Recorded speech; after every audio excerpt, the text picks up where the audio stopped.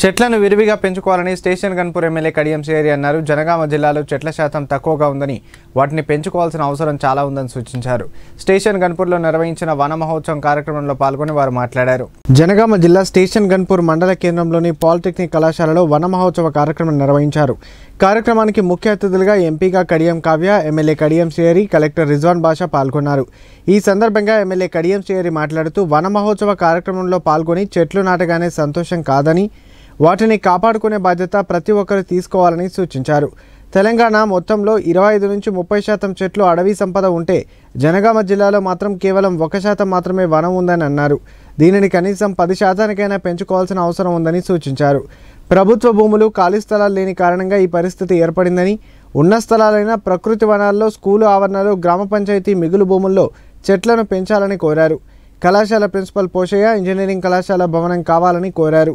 అదేవిధంగా ఇంకో 2 అదనపు కోర్సులు కావాలన్నారు. అదనపు కోర్సుల కోసం ఈ సంవత్సరం ప్రారంభించడానికి నా శాయశక్తులా కృషి చేస్తానని ఎమ్మెల్యే హామీ ఇచ్చారు.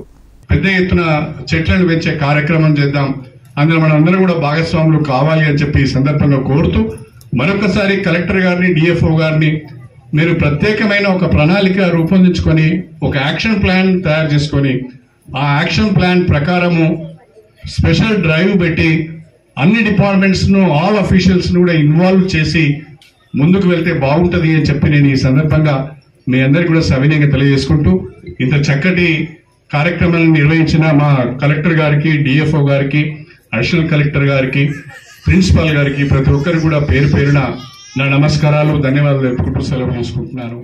మన జిల్లా టార్గెట్ 26 lakhs ఉన్నాయి. అందులో ఆల్మోస్ట్ 6 lakhs వరకు మళ్ళీ హోమ్ స్టే డిస్ట్రిబ్యూషన్ కూడా. సో ఒక 15 రోజుల్లో మేము కూడా ఇంటింటికి గ్రామ పంచాయత్ నర్సరీలో మనం ఏదైతే పెంచామో నర్సరీ నుంచి వచ్చిన మొక్కలు కూడా అందరికీ కూడా పంచడం జరుగుతుంది. వాటిని కూడా సంరక్షించుకుంటూ ఇంటి దగ్గర పెంచవలసిందిగా కోరుతున్నాము. అదేవిధంగా మన